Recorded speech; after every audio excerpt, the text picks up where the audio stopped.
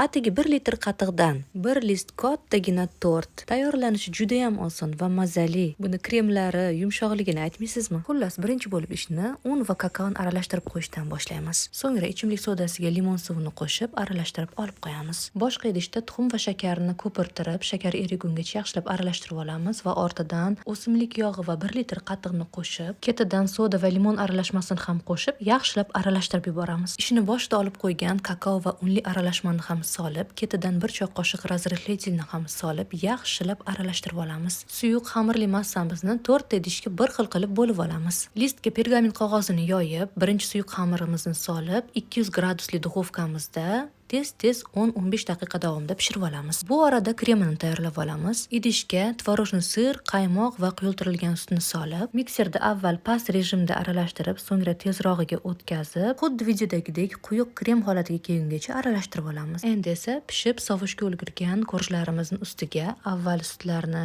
yaxshilab propitka qilib, ustidan krem korj qilib terib, oxirida korj chekalaridan kesib olganlarimizni maydalab ustiga sepib yuboramiz. Retsept yoqqan bo'lsa, like bosib qo'ying. Xursand bo'laman.